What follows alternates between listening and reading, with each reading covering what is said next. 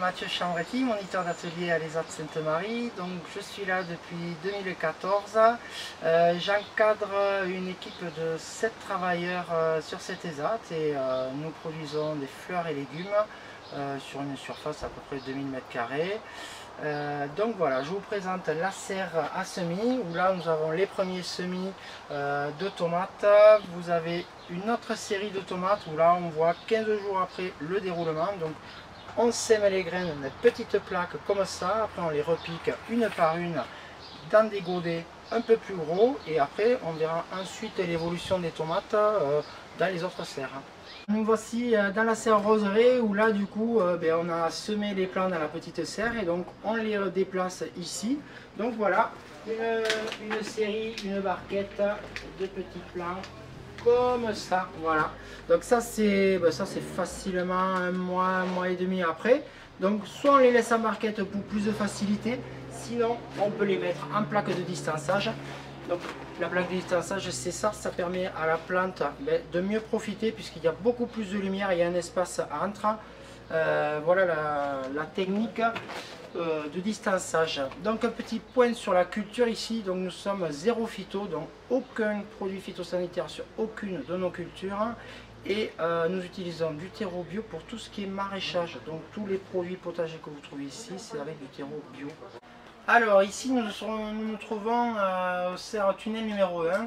Donc là en fait on y met un peu tout, on va y mettre un peu de vivace, un peu de plantes massives, donc vous pouvez retrouver des œillets d'Inde, des pétunias, des meufliers, des choses comme ça, mais vous pouvez aussi retrouver des sauges où là on va avoir des plantes qui font vraiment un arbuste, vous avez des plantes pour le jardin, mais vous pouvez aussi, si vous n'avez pas de jardin, nous proposons à la vente ce genre de petites choses. Là on est sur une jardinière avec 3 aromatiques, vous avez une sarriette, 2 marjolaines, ça peut être ça peut être ce genre de choses où là vous avez basilic, persil, ciboulette, voilà les grands classiques pour mettre sur la fenêtre de la cuisine à récolter régulièrement. Donc là vous avez une petite jardinière prête à l'emploi, facile à vivre. Alors petit focus ici dans la serre à tablette où nous nous trouvons, où là comme je vous ai parlé un petit peu tout à l'heure, donc nous avons une stratégie de zéro phyto. Donc en fait notre insecticide naturel, voilà, c'est Biobest qui nous le fournit. Donc c'est un fournisseur d'insectes qui en fait nous sert d'auxiliaire. Donc c'est des insectes qui vont aller parasiter les pucerons. Donc nous n'utilisons aucun insecticide, mais voilà nos insecticides.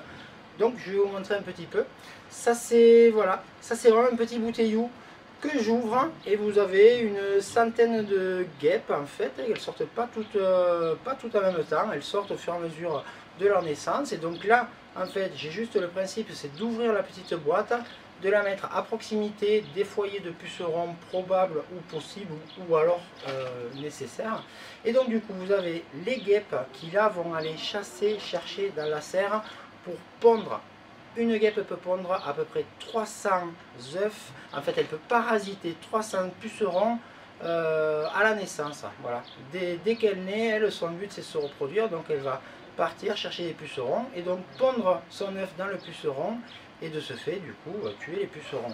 Donc nous avons une stratégie comme ça où là les guêpes vont aller à la recherche et quand on est vraiment infesté, donc là on utilise une autre boîte. En fait c'est comme le principe d'une sablière où là on épand dessus sur les foyers vraiment contaminés.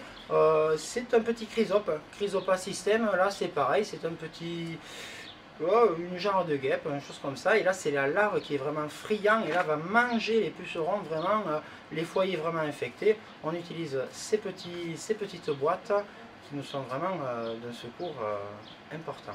Je vous ai proposé une petite vidéo sur la serre géranium où là normalement vous allez retrouver du géranium, mais j'avais envie de vous parler de nouvelles choses qu'on fait. Donc ça c'est le genre de nouveauté qu'on a depuis plusieurs années où là vous avez un mélange de 3 fleurs. Donc on met ça dans des pots un peu plus gros où là vous plantez 3 fleurs qui vont avoir un développement vraiment généreux. Vous êtes sur un produit plutôt prêt à l'emploi. Voilà, vous avez plein de variétés, plein de couleurs, beaucoup de choix et n'hésitez pas à venir découvrir ma serre.